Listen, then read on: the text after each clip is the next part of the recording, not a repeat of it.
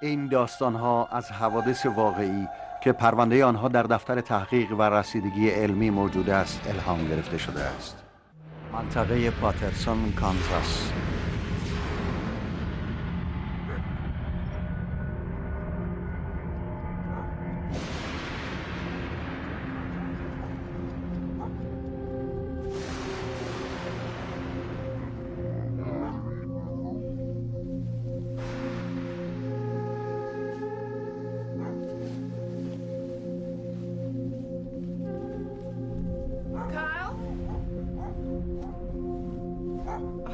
Buddy. Kyle?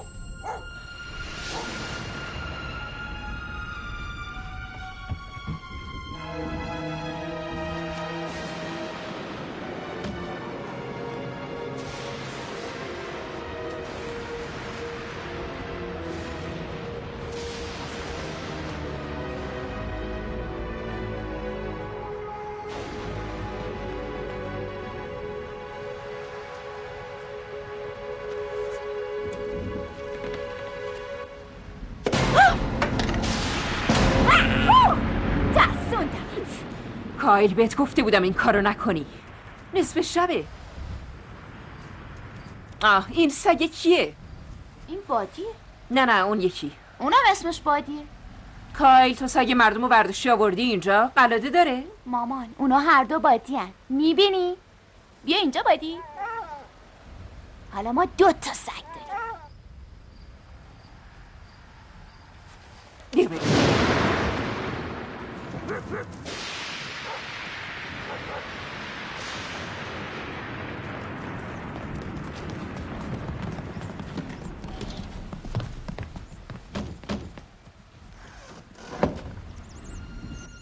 خیلی خوب، صبح در این مورد صحبت میکنیم. الان میخوام برگردی تو تختت باشه؟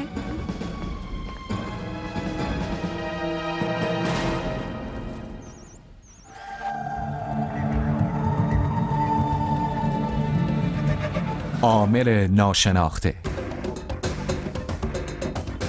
با شرکت پول میلر، نانسیان ساکوویچ، مارک لیهوب، کولین فاکس، موریس دین ویند. راوی دن ایکروید.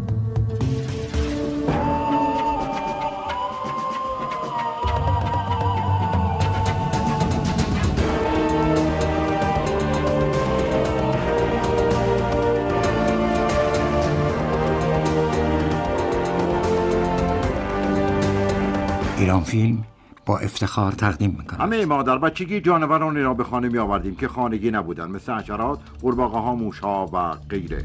آن وقت والدین ما مجبور می شدن از ما بپرسند این گنجینه های تازه یافته را از کجا آوردیم. مادر کایل هیل 8 ساله مجبور است از پسرش پاسخ بخواهد، ولی تنها فکری که نمی کند این است که یک مسئله کوچک خانوادگی زندگی او و فرزندش را تا آخر عمر تغییر دهد.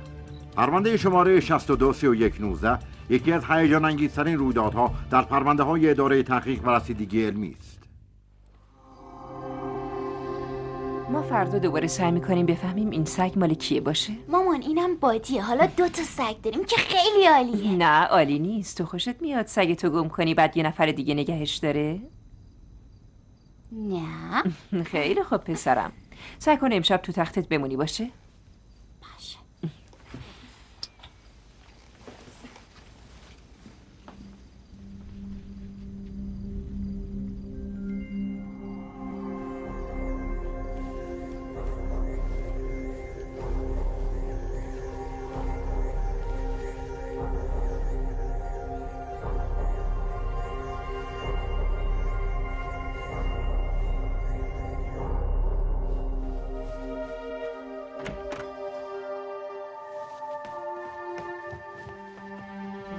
کایل؟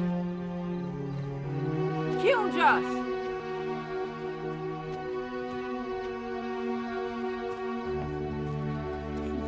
کایل تو داری چی کار میکنی؟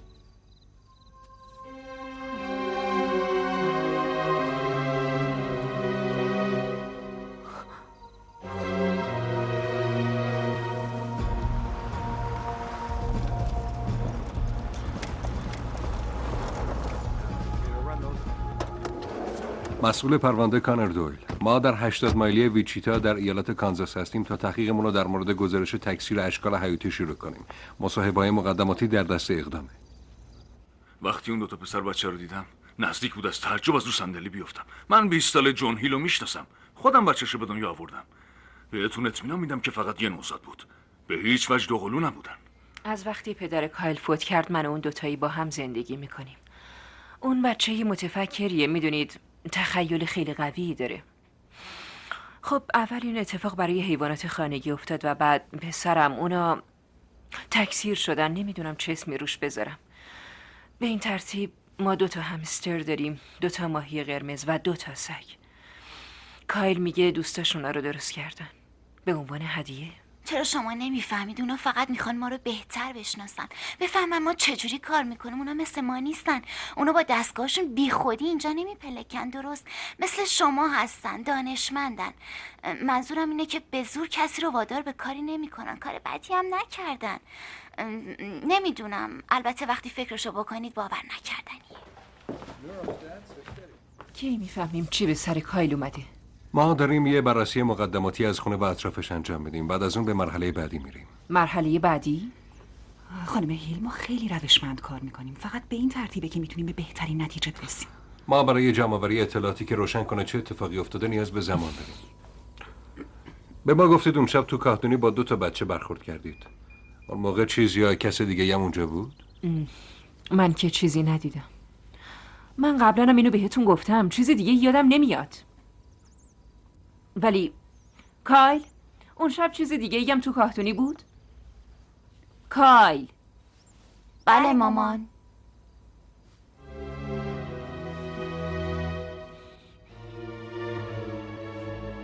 فقط میخوام بدونم کدومشون پسر منه. بررسی مقدماتی تمام شد. محیط پاکه. نشانه‌ای داله بر اینکه تقلب یا رویداد غیر طبیعی وجود داره به دست نیومده. فقط 2 تا پسر بچه و چند جانور که به نظر میرسه دقیقاً مشابهن. ظاهراً هر 2 تا پسر بچه به چیزهایی که میگن یقین دارن. حافظه یکسان و عقاید یکسان. تعریفشون هم یه جوره. فضایی ها آمدن اونا را همانند سازی کردن. خانم هیل از این ماجرا خیلی صدمه دیده. فکر میکنم چیزی که اون دیده ضربه روحی بهش وارد کرده. من احساس میکنم اون بیش از اون چیزی که به ما میگه دیده. بذارید نور چشماتون رو خیلی خیلی سنگین کنه. حالا وقتی پایی میاریمش چشماتون بسته میشه.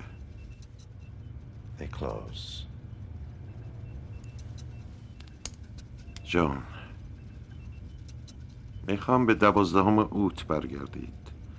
اون شب چی شما رو بیدار کرد؟ صداهایی شنیدم. رفتم به کایل سر بزنم. کایل؟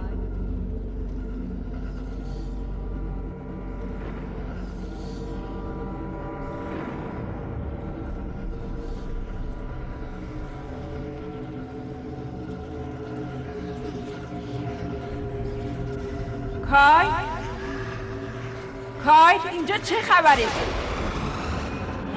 چی شد جون؟ چی شد؟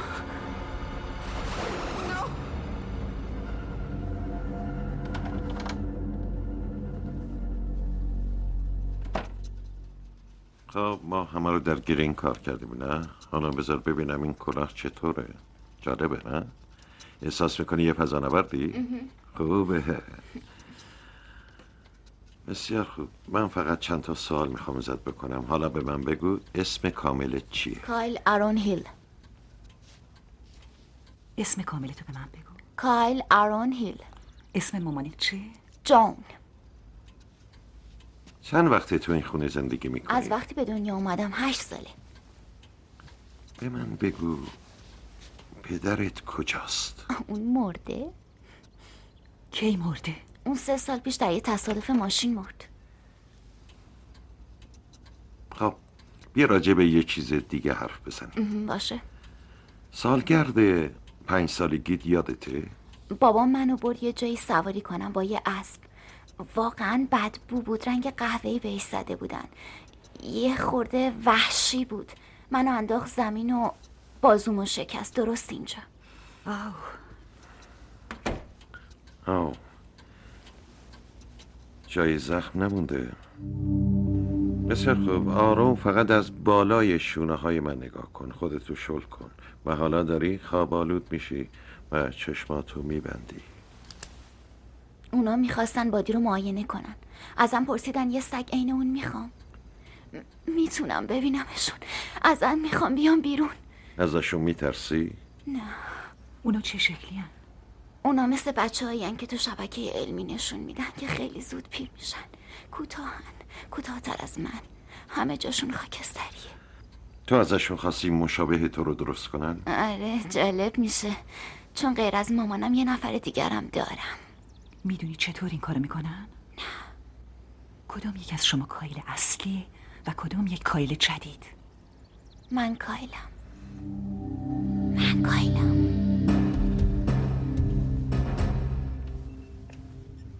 آزمایش اثر صوتی زیاد به کار گرفته نمیشه، ولی دقیق تر از شناسایی با اثر انگشته. حتی دوقلوهای همسرم در این مورد تفاوتایی دارن. این همراه با انگشت نگاری و آزمایش خون میتونه به ما بگه اونا دوقلوان یا نه. پاسخهایی که آماده شد من خبر کنید.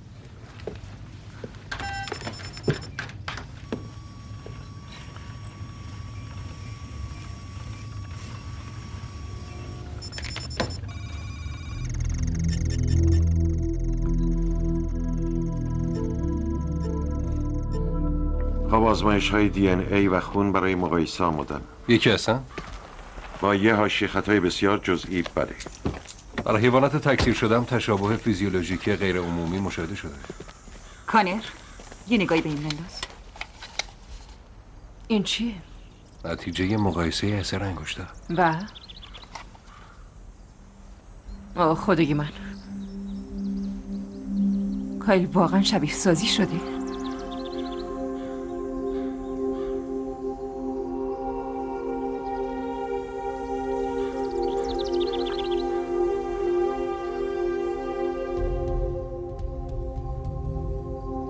گزارش پرونده. با مرگ یکی از حیوانات در 24 ساعت گذشته ما تحقیقاتمون رو روی توضیح علت مرگ متمرکز کردیم. تا حالا ماهی قرمز کالبد شکافی نکردیم. چی؟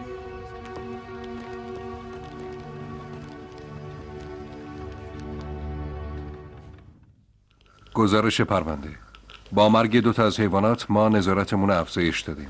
نظارت زیست محیطی برای یافتن مواد سمی خطرناک.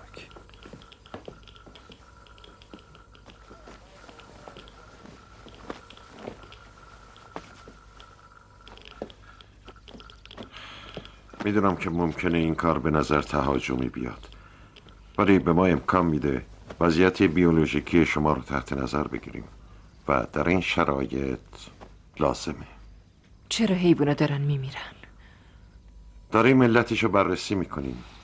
فعلا نمیدونیم، ولی تا چند ساعت دیگه شاید بتونیم. ولی چرا؟ مگه ما چی کار کردیم؟ واکنش شما طبیعیه، ولی هر چقدرم که سخت باشه تقاضا میکنم تا جایی که میتونید آروم باشید به خاطر کایل. دکتر، شبیه سازی شده ها میمیرن یا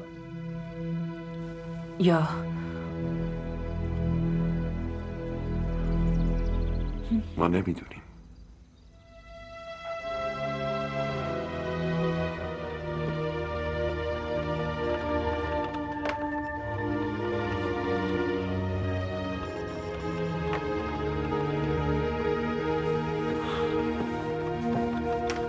علیرغم مدت کمی که با همن و خاطرات مشترکی که با هم دارن، رابطه بسیار صمیمانه‌ای بینشون ایجاد شده. اگه یکی از اونا بمیره، آسیبی که به اون یکی میرسه بسیار جدی خواهد بود.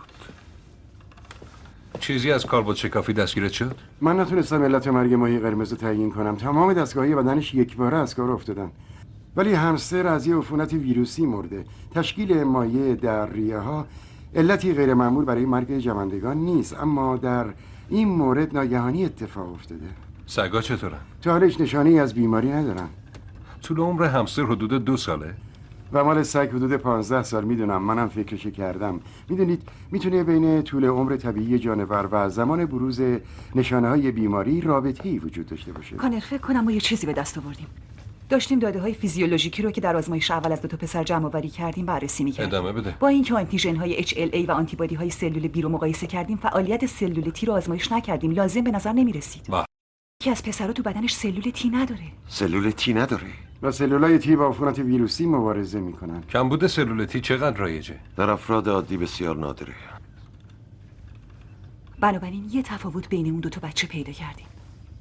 ولی این نقص و مشابهش داره یا خود کایل؟ Remember when we found him? Up by the woodshed. He was some kind of scraggly mess. You didn't want him in the house, I remember that. I love Buddy. I think he's sick now, too. کایل، من متاسفم که رفتار عجیب غریبی داشتم. راستی تو حالت چطوره؟ خوبی؟ من خوبم ماما. نه عزیزم، من داشتم با کایل صحبت میکردم. ولی ماما من کایلم. گزارش پرونده. به منظور دست یافتن به علت پدیده از دکتر هندریکس خواستم که دوباره با جون هیل هیپنوتیزم برگشتی رو اجرا کنه. ازتون میخوام دوباره به اون شب برگردید. شبی که برای اولین بار کایل و همراه کایل دوم دیدید. صدا ضبط میشه. صداهایی میشنوم. صدای کایله؟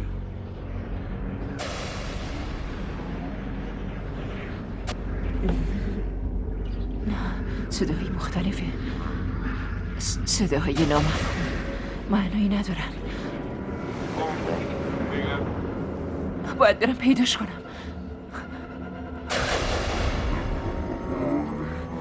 ازتون میخوام تو نور نگاه کنید جون. به من بگید چی میبینید.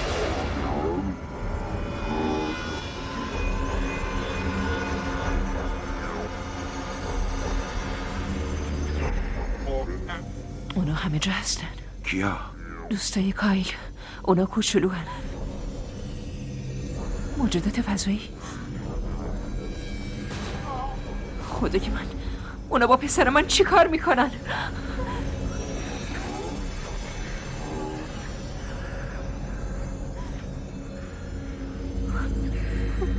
خیلی خوب جون، کم کم از این حالت بیرون بیایید. شما وقتی بیدار میشید هر چی رو که همین حالا دیدید به یاد میارید. فهمیدید؟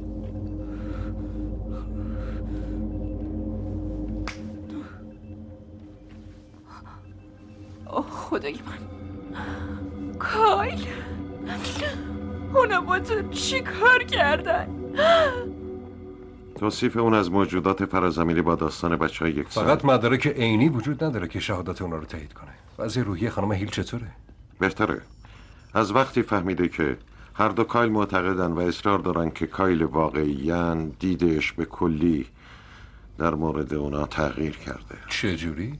خب حالا اونا رو کایل آرون و آرون کایل صدا میکنن. صحیح. کوپر تو چی فهمیدی؟ سل ریوی. این حیوان داره از ذات‌الریه میمیره. من ترکیبی از آنتی بیوتیکا رو براش شروع کردم، ولی پسرها چطورن؟ احتمالاً دیر یا زود یکشون علائمی نشون خواهد داد. چرا اینطور میشه؟ هرچی یا هر کس که این کارو کرده برای منبعش از DNA پایه ارگانیسم اصلی استفاده کرده. مادیه فرایند سریع رشد رو به کار میبره که در اون مشابه بتونه به سرعت به سن مطلوب برسه. اصلا نمیدونیم چطور تونستن این کارو بکنن و نمیدونیم چطور حافظه رو از یه ارگانیسم به ارگانیسم دیگه انتقال میدن. فقدان سلول تی قابل توجیهه؟ در این رشد سریع مشابه امکان این که فرایند تشکیل سلول تی به طور غیرعمدی نادیده گرفته بشه وجود داره. اونا که مریض میشن مشابه هستن. یا در فرایند تکثیر سلولای تی از کایل اصلی جدا شده. باید فوراً بچه‌ای رو که سلول تی نداره از اون یکی جدا کنیم. گزارش پرونده. به منظور جبران سلول‌های تی در پسر بچه‌ای که فاقد اوناست پیشنهاد پیوند مغز و استخوان کردیم. عملی که معمولاً به سازگاری بافت و خون بستگی داره. در این مورد البته دهنده و گیرنده کاملاً با هم سازگاری دارن.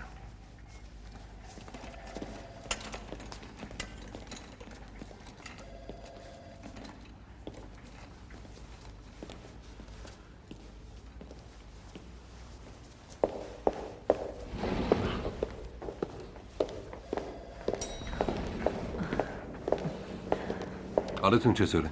مطمئنم همه چی رو به راه میشه، فقط به شدت خستم. پروفسور؟ معذرت میخوام. چی شده؟ اون سگ مریض کوپر نتونست نجاتش بده. کی؟ همین الان. عفونت خیلی پیشرفته بود.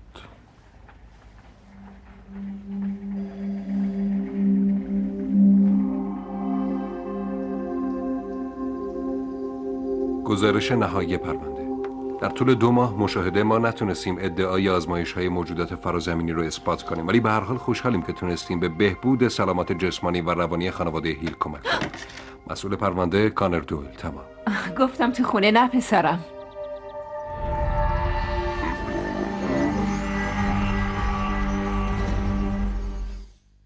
اداره تحقیق و رسیدگی علمی این پرونده را رسما حل نشده اعلام کرده است، ولی شواهد حاکی از آمد و رفت موجودات فرازمینی محبتی است که در ازای فراهم آوردن مواد اولیه برای آزمایش‌های همانندسازیشان به کان یک برادر پاداش دادند و بزرگترین آرزویش را برآورده کردند.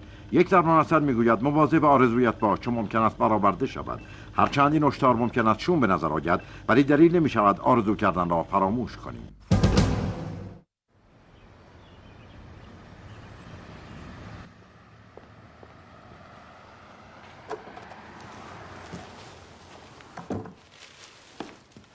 You're on time.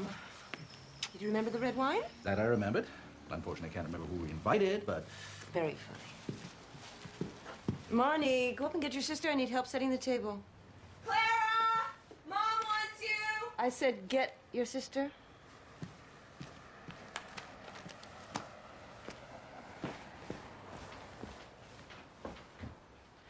Clara, wake up!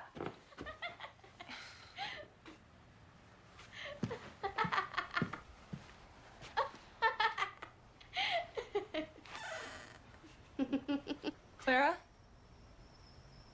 Mom wants you downstairs. Tell Mom I'm busy.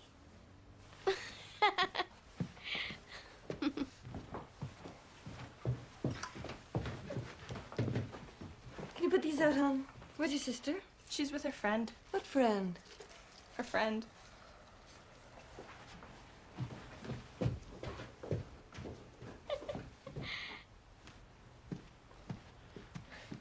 Clara? I didn't know you had anyone over. Mom, Dad, you meet Bobby. Hi. Well, we haven't met. In fact, well, I didn't see you come in. Well, nice to see you, Bobby. Are you staying for dinner? Are you in Clara's class?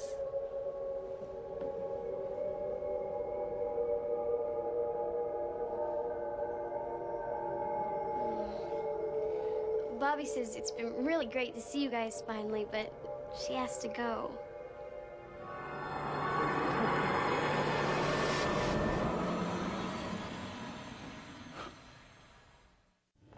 Spectres, full audible and visual apparitions of human figures which seem to materialize out of thin air and just as quickly vanish. Now, research indicates that they may be residual traces of souls reluctant to move on permanently through the veil which separates this world from the next. Now, the Office of Scientific Investigation and Research is frequently called upon to document occurrences of this nature, but some cases are truly exceptional, as in file number 847117, the case of Clara's friend. This is so stupid. Mom, I don't want to leave. That's enough, Clara. I'm sorry about dinner. You're sure there's no problem? Yes, darling. I'll call you in the morning. Don't worry. Thanks, Tammy. We really appreciate it. So, Mario, when can you get here? Come on, girls, get in.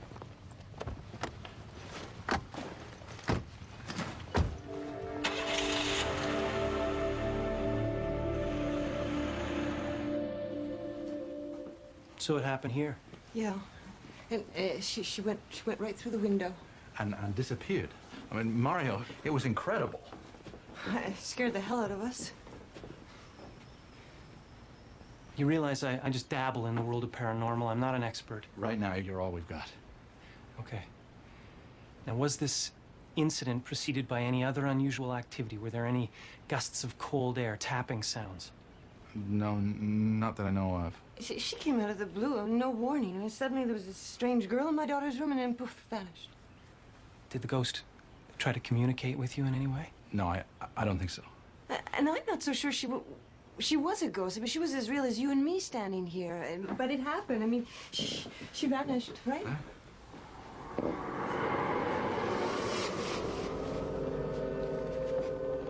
That's her. What should we do? Hello there. I'm Professor Mario Humes. I teach psychology at the university with Mr. Preston here. Who are you? How do you know my daughter? Let me handle this, Mrs. Preston. Now, miss, you're scaring these people here. Why don't you come over here and sit down and tell us all about it?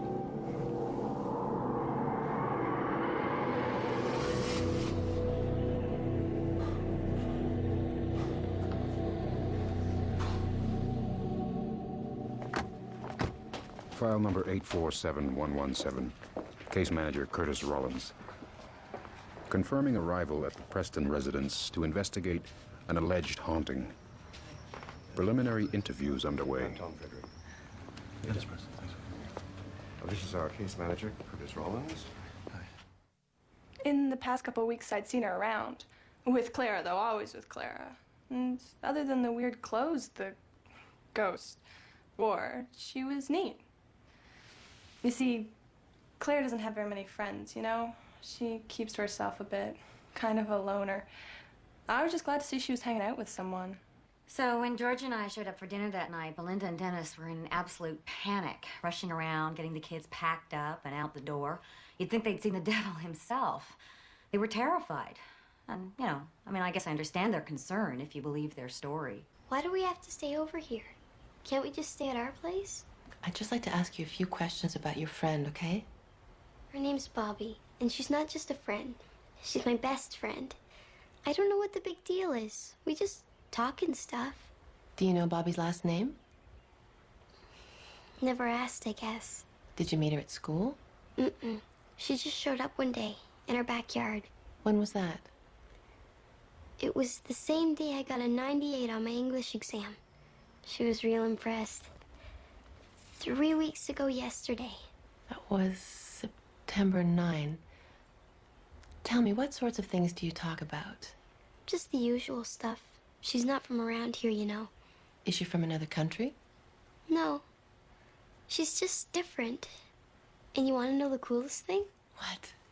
We don't have to speak out loud. I can hear her thoughts.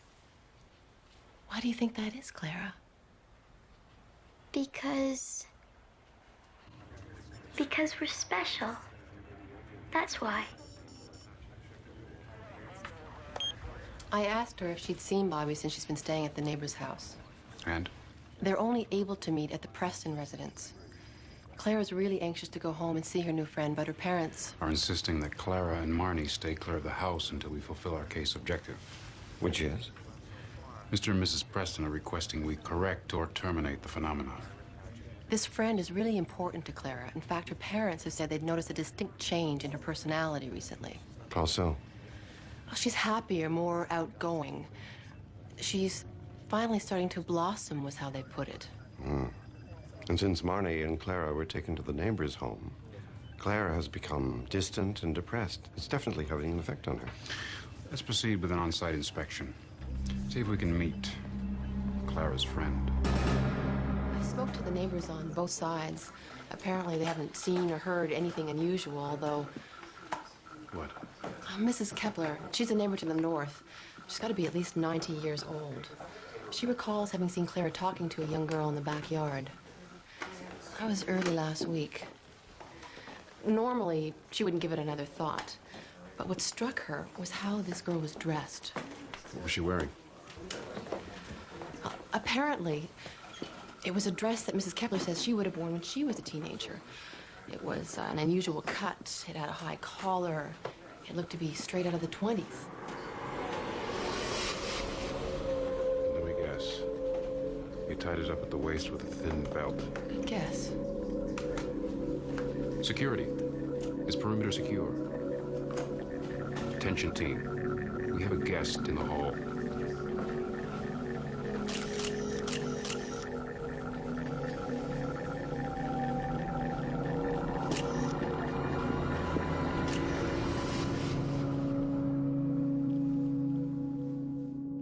right there. We all witnessed the girl, but she's not visible in any of the still photographs. Or the recorded video footage. During the next phase of the investigation, we'll activate infrared thermal imaging, magnetic field monitoring. She's in there. We just have to find a way of recording her. What happened during regressive hypnosis? Something noteworthy. Could you hand me the remote?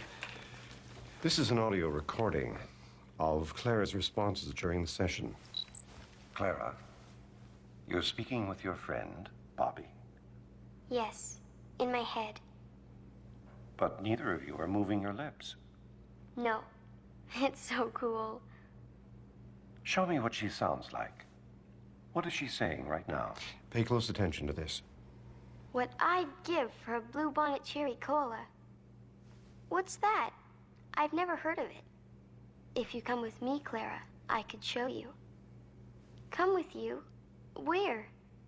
Come with me, back to my place. We can be friends forever. First, and I'm embarrassed to say I know this, Bluebonnet Cherry Cola has not been manufactured in this country or any country since 1943. Secondly, the analysis of Clara's version of Bobby's voice indicates someone who was educated during the 1920s. Very well. Who is Bobby, and where does she want to take Clara? Bobby? Wait, don't go! Bobby, wait for me! Wait! Bobby! File update, 0900 hours. Since our arrival, team members have had first-hand contact with the phenomenon on 6 separate occasions. Round-the-clock environmental and audio-video surveillance has been established. Next transmission in 8 hours. I'm going aside. We'll be watching.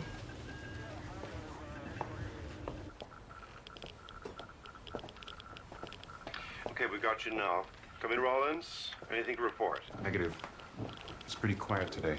I'm going to go review some of the data collected thus far, including the witnesses' testimonials. Copy. Continuing my tour of residence.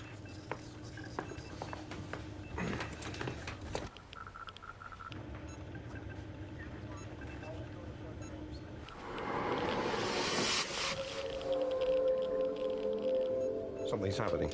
Rollins' heart rate and stress sensors are rising rapidly. Curtis, what is it? She's directly ahead. About 6 to 8 feet away from me. Confirm. Negative. As far as we can tell, you're alone.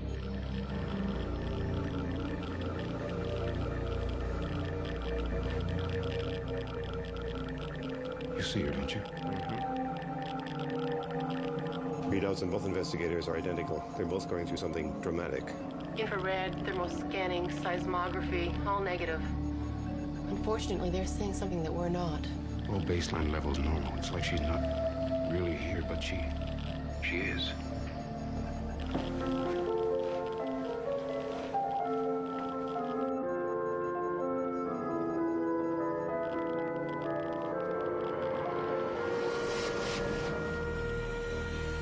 Curtis, what just occurred?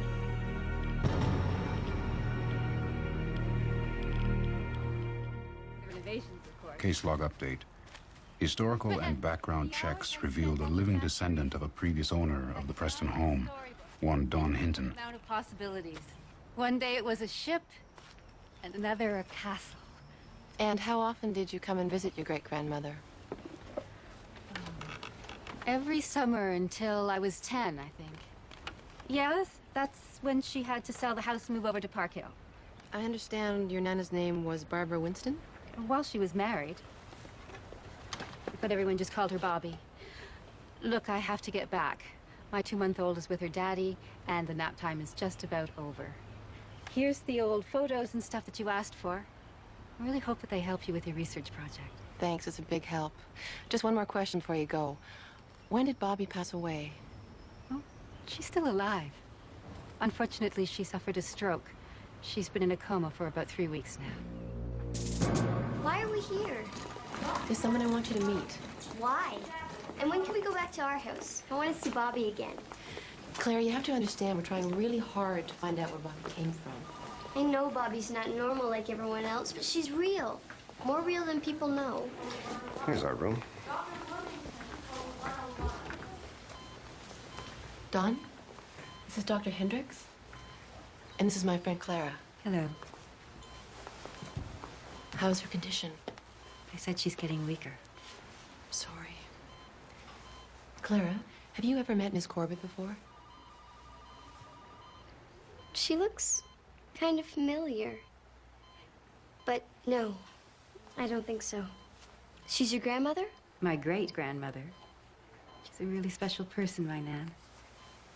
And this is Beatrice, Nana's great-great-granddaughter. When did Barbara revert back to her maiden name? Only recently. She was so depressed after Doug died, it's like she was going back in time.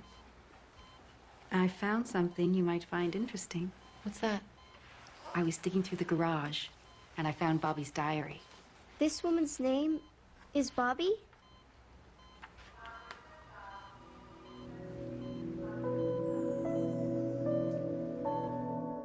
This is home movie footage taken of 16-year-old Barbara Corbett. The film is dated 1931, and tests on the negative silver nitrate confirm that date.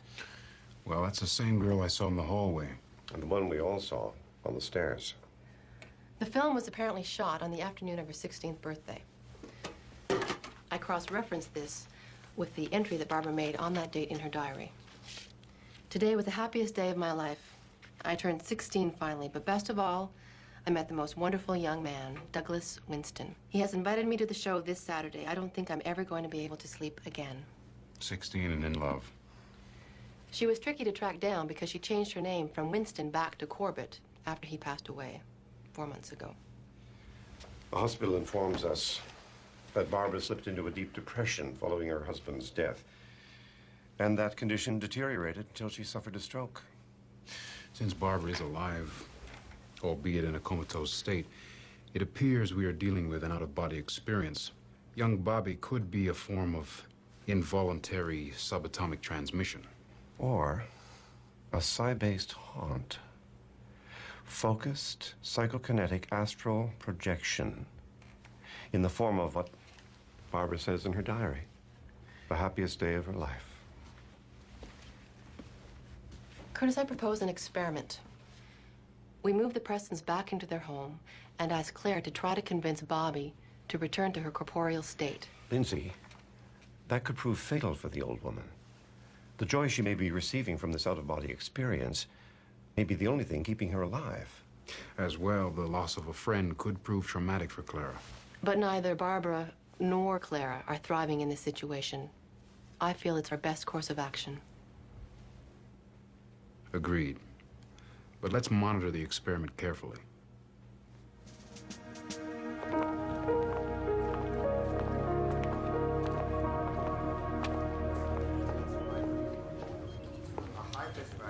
Hendricks, we have visuals. You copy? Affirmative. The Preston family have just re-entered their residence. We'll keep you informed. Where is she? It's been hours. Don't worry, Claire. We've all seen Bobby. I don't think she's gone anywhere. I want to believe you, but I'm scared I'm never going to see her again. Hey, you just try and relax, Kay? And I'm going to stay with you. All right? Come on. Here we go. Donner, confirm status of apparition. She's here. What are they doing? They appear to be talking, but I can't hear them. Go to level 5. Try and communicate with the apparition. Barbara? Barbara Corbett? What are you talking about? She's telling me about this guy she's met, Doug. He sounds wonderful. What's she saying? She misses him. She misses so many things from her life. Donner, commence with the experiment. Would you do something for me, Clara? What? Remind Bobby about Dawn's baby. Beatrice? Why? Because that's Bobby's great-great-granddaughter. Dawn misses Bobby, and she'd really like Beatrice to see her Nana.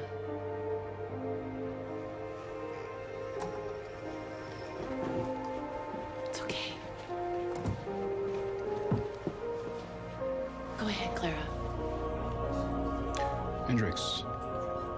Standing by. The experiment is underway. You think this is best? But I'll miss you. I'll miss you too. You're the best friend I ever had. Come with me. Let's be friends. Forever. I'd love that. But I belong here, with my family. And you belong with your family. I know, but... Don't worry. It's the right thing to do.